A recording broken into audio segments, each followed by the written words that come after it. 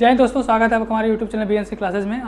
जो हम लोग इसके पहले वाला में हम लोग जो इंडिया और जो उसके इंडियन टेरिटरीज थे, भारत और उसके जो संघ क्षेत्र, उस पर हम लोगों ने जो आर्टिकल 1, 2, 3 जो हमने कवर किया था, उसी के अंदर हम लोग बात करेंगे जो आपका इंडियन स्टेट्स हैं उनका उद्भव कैसे हुआ, इवोल्यूशन यानी कि उद्भव, ठीक है।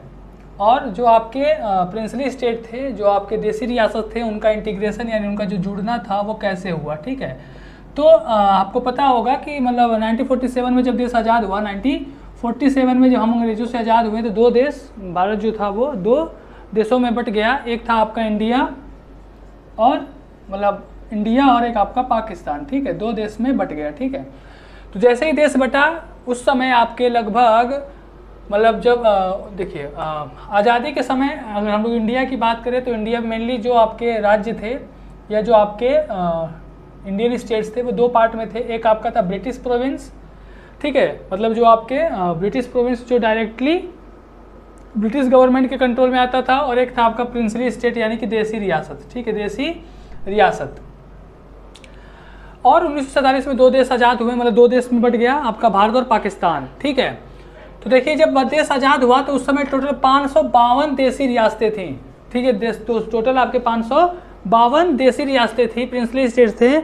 और इनसे ये कहा गया कि इनके पास तीन ऑप्शन था, या तो ये भारत में जुड़ जाएं, या तो ये पाकिस्तान में जुड़ जाएं, या फिर ये अपने आप को इंडिपेंडेंट भी रख सकते हैं। तीन कंडीशन इसके सामने थी। उनमें से क्या हुआ, 552 में आपका जो 549 प्रिंसली स्टेट थे वो इंडिया को ज्वाइन कर लिए, भारत में जुड़ गए, ठीक है। बचे तीन, हैदराबाद, कश्मीर और जूनागढ़। ये तीनों इंडिया से जुड़ने को राजी नहीं थे, या कह सकते हैं कि अपने आप को इंडिपेंडेंट रखने की कोशिश कर रहे थे, ठीक है। हैदराबाद को पुलिस एक्शन से जोड़ लिया गया, ठीक है, पुलिस एक्शन से यानी कि पुलिस कार्रवाई से जोड़ लिया गया। उसके लिए ऑपरेशन पोलो चलाया गया था। ऑपरेशन पोलो क्या है इसके बारे में अलग से मतलब बात करेंगे।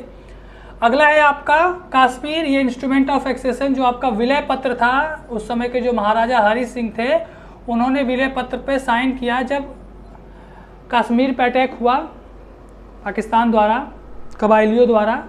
उसी समय इंस्ट्रूमेंट ऑफ एक्सेशन यानी कि विलय पत्र पे साइन के द्वारा कश्मीर जोड़ लिया गया। और तीसरा आपका बचा जूनागढ़। जूनागढ़ आपका रेफरेंडम यानी कि आपका कह सकते हैं कि जनमत संग्रह के माध्यम से इसे भारत में मिला दिया गया, ठीक है। जूनागढ़ जो है आपका गुजरात में, जो कच्छ का जो एरिया वहाँ पे आपको जूनागढ़ पड़ता है। इस तरह से 552 रियासतें भारत में जुड़ गई। अब आपका टोटल ब्रिटिश प्रोविंस और प्रिंसली स्टेट टोटल आपके सब भारत में जुड़ गए। तो 1950 में जो हमारा संविधान लागू किया गया तो उसके अनुसार टोटल जो आपके उस समय के जो स्टेट थे इंडियन यूनियन में यानी भारत संघ में, उनकी संख्या थी 29। टोटल संख्या थी 29। इन 29 जो आपके टोटल स्टेट्स थे इनको 4 कैटेगरी में डिवाइड किया गया था, ठीक है। इन 29 स्टेट्स को 4 कैटेगरी में डिवाइड किया गया था। पहला था category A, category B, category C और कैटेगरी डी, ठीक है। पहले कैटेगरी और दूसरे कैटेगरी में 9 स्टेट थे, तीसरे में 10 था और चौथे में आपका 1 था, ठीक है। देखिए जब का पहला कैटेगरी ए था, कैटेगरी ए में 9 स्टेट थे, और ये 9 स्टेट वो थे जहाँ पे गवर्नर शासन करता था। गवर्नर जो शासन करता था, मतलब कह सकते हैं जो ब्रिटिश प्रांत था, जो ब्रिटिश प्रोविंस था, और ये ब्रिटिश प्रोविंस आपका गवर्नर के द्वारा शासन होता था। गवर्नर के द्वारा शासन होता था, उसको कैटेगरी ए में रखा गया। इसके अंतर्गत आपके 9 स्टेट थे, असम, बिहार, बॉम्बे, मद्रास, उड़ीसा, पंजाब, यूनाइटेड प्रोविंस यानी कि आपका संयुक्त प्रांत, और वेस्ट बंगाल, पश्चिम बंगाल, ठीक है। दूसरा था कैटेगरी बी। इसमें मेनली आपके जो प्रिंसली स्टेट थे उनको इसमें डाला गया था, जिसके मतलब विथ लेजिस्लेचर यानी कि जिसके पास विधायिका थी, ठीक है। विधायिका मतलब कह सकते हैं विधान परिषद था जिसमें, उसको कैटेगरी बी में डाला गया। इसके अंतर्गत आपके हैदराबाद, जम्मू और कश्मीर, मध्य प्रांत, मैसूर, पटियाला और पूर्वी पंजाब, राजस्थान जिसका पुराना नाम राजपुताना था, सौराष्ट्र, त्रावणकोर, कोचीन और विंध्य प्रदेश, ये आपके 9 आते थे बी कैटेगरी में। तीसरा कैटेगरी जो था सेंट्रली एडमिनिस्टर्ड का मतलब आप इस तरह समझ सकती हैं जैसे आज का आपका यूटीज है, यूनियन टेरिटरी, जैसे आपका अंडमान निकोबार आइलैंड, लक्षद्वीप, दिल्ली, इस तरह से यहाँ पे आपका जो उस समय शासन था ये था आपका चीफ कमिश्नर के द्वारा शासन होता था, मुख्य आयुक्त के द्वारा शासन होता था, उसको कैटेगरी सी में बांटा गया। इसके अंतर्गत 10 राज्य आते थे, जिसमें आपका अजमेर, भोपाल, बिलासपुर, कूच बिहार, कुर्ग, दिल्ली, हिमाचल प्रदेश, कच्छ, मणिपुर और त्रिपुरा, ठीक है। और डी कैटेगरी में सिर्फ एक आता था अंडमान एंड निकोबार द्वीप समूह, अंडमान एंड निकोबार आइलैंड, ठीक है। ये आपके टोटल 29 राज्य में डिवाइड किया गया था, 4 कैटेगरी में 1950 में डिवाइड किया गया था, ठीक है। लेकिन 1905 के बाद इन 4 कैटेगरी में डिवाइड करने के बाद ये टोटल 29 स्टेट्स हो गए। लेकिन 1951 से क्या हुआ कि बहुत सारे प्रॉब्लम्स आने लगे, भाषाई आधार पे यानी कि लैंग्विस्टिक बेसिस पे राज्यों का बंटवारा करने की बात शुरू हो गई थी, ठीक है। मतलब कह सकते हैं कि पूरे देश में एक तरह से लोग भाषा के आधार पे राज्यों के गठन करने की डिमांड करनी शुरू कर दी, ठीक है। तो देखिए जो 1900 मतलब देखिए क्या हुआ कि बहुत सारी प्रॉब्लम शुरू हो गई थी और लैंग्विस्टिक बेसिस पे यानी कि भाषा के आधार पे राज्यों को गठन करने की डिमांड बहुत तेज़ी से बढ़नी शुरू हो गई थी, ठीक है। इसी के को लेके सरकार ने जून 1948 में एक धर कमेटी आपका गठित की थी, जिनका पूरा नाम था एसके धर, ठीक है। एसके धर के अंडर में एक कमेटी गठित की गई और इस कमेटी से कहा गया कि वो जांच करके बताए, ठीक है। ये जो आपकी कमेटी थी धर कमेटी, इसने रिपोर्ट दिया दिसंबर 1948 में रिपोर्ट दिया और कहा कि लैंग्विस्टिक बेसिस पे यानी कि भाषाई आधार पे हमें राज्य का गठन नहीं करना चाहिए, इससे क्या होगा बहुत प्रॉब्लम्स आएंगी। इसके अलावा भाषाई आधार के अलावा हम लोग इसको एडमिनिस्ट्रेटर यानी कि जो आपका प्रशासनिक जो लेवल है प्रशासनिक आधार पे हमें बांटना चाहिए, ठीक है। लेकिन इसके बाद भी प्रॉब्लम बहुत सारी बढ़ गई थी, ठीक है। प्रॉब्लम बहुत सारी बढ़ चुकी थी। आपका जो कह सकते हैं कि लोगों ने ये जो रिपोर्ट थी आपका एसके धर रिपोर्ट, जो भाषाई आधार को नहीं मान रहा था, बहुत मतलब विरोध शुरू हो गया। तो फिर एक नई कमेटी बनी जेवीपी कमेटी, इसको जेवीपी कमेटी कहा जाता था। जेवीपी कमेटी का मतलब ये था कि इसमें 3 लोग थे, जवाहर लाल नेहरू, वल्लभ भाई पटेल, सरदार वल्लभ भाई पटेल, और आपके तीसरे थे पट्टाभी सीतारमैया। ये तीनों लोगों के नाम से बना था आपका जेवीपी कमेटी, ठीक है। और ये अपना रिपोर्ट पेश की 1949 अप्रैल में, ठीक है। दिसंबर 1948 में बनाया गया था, 1949 अप्रैल में इसने रिपोर्ट पेश की और इसने भी भाषाई आधार पे राज्यों का गठन करने से मना कर दिया, ठीक है। जो आपका जेवीपी कमेटी थी इसने भी भाषाई आधार पे राज्यों के गठन करने की जो मांग थी उसको इसने कैंसिल कर दिया, ठीक है।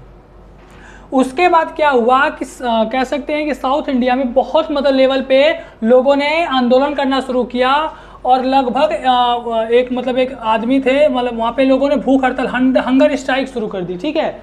और इसमें एक थे पोट्टी श्री मुल्लू इनका नाम था और ये इनकी डेथ हो गई इसी भूखा मतलब हंगर स्ट्राइक, 56 दिन का भूख हड़ताल था, ठीक है।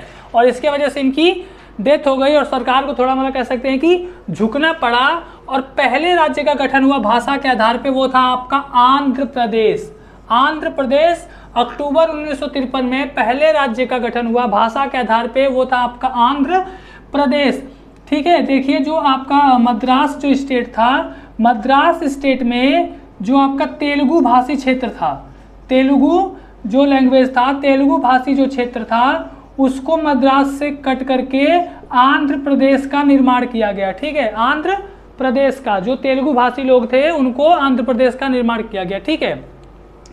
इसके बाद फिर से एक आपका आयोग गठित किया गया, फजल अली कमेटी, ठीक है। फजल कमेटी एक गठन किया गया, फजल अली कमेटी, और इसने अपना रिपोर्ट दिया 1953 में, ठीक है। फजल अली कमेटी, इसमें 3 मेंबर थे, एक तो आपके फजल अली थे, इनके नाम से फजल अली कमेटी बना गया, दूसरे मेंबर थे के.एम. पन्नीकर और तीसरे मेंबर थे H.N. कुंजरू, ठीक है। और जब फजल अली जो आपका कमेटी थी, इसने अपने रिपोर्ट में ये सुझाव दिया कि पूरे इंडिया में जो 29 राज्य में जो गठन किया गया था 4 लेवल पे ABCD, उन चारों को ख़त्म करके टोटल एरिया को 16 राज्य और 3 केंद्र शासित प्रदेश में बांट देना चाहिए। ठीक है, 16 राज्य और 3 केंद्र शासित प्रदेश में बांट देना चाहिए। ठीक है, तो सरकार ने क्या किया, इसी रिपोर्ट को आधार बना के, फजल अली कमेटी के आयोग के रिपोर्ट को आधार बना के 1956 में एक्ट पास किया, जिसका नाम था स्टेट रीऑर्गेनाइजेशन एक्ट। ठीक है, स्टेट रीऑर्गेनाइजेशन एक्ट। ठीक है, स्टेट रीऑर्गेनाइजेशन एक्ट, शॉर्टकट में SRA बोलते हैं इसे। 1956 में ये एक्ट पास किया और 7वां संविधान संशोधन पास किया। ठीक है, 7वां संविधान संशोधन 1956 के आधार पे जो ये आपका जो 29 राज्य जो ये थे आपके, और आपके जो ABCD थे, ठीक है, A और B के बीच में जो डिफरेंस था उसको कम किया गया और C और D को पूरी तरह से कैंसिल कर दिया गया। C और D को पूरी तरह से कैंसिल कर दिया गया और पूरे भारतीय भूभाग को 14 राज्य और 6 यूनियन टेरिटरी केंद्र शासित में बांट दिया गया। तो ये आपका जो ABCD के बीच में जो लिंक है और जो आपका CD को कैंसिल करने की जो हम बात कर रहे हैं वो आपको समझ में आ रहा होगा कि इसके पहले हमने बताया था कि 4 पार्ट में डिवाइड किया गया था 29 राज्यों को। तो A और B के बीच की जो दूरी थी उसको कम किया गया और C और D को पूरी तरह से कैंसिल कर दिया गया और 14 राज्य और 6 यूनियन टेरिटरी में डिवाइड कर दिया गया। ठीक है, तो SRA आपका है स्टेट रीऑर्गेनाइजेशन एक्ट 1956 और 7वां संविधान संशोधन विधेयक 1956 के आधार पे। ठीक है, तो अब हम लोग कल से अलग अलग जो राज्य का ऑर्गेनाइजेशन हुआ था, 14 राज्य और 6 यूनियन टेरिटरी, अगले वीडियो में लोग बात करेंगे। ठीक है, थैंक यू, जय हिंद।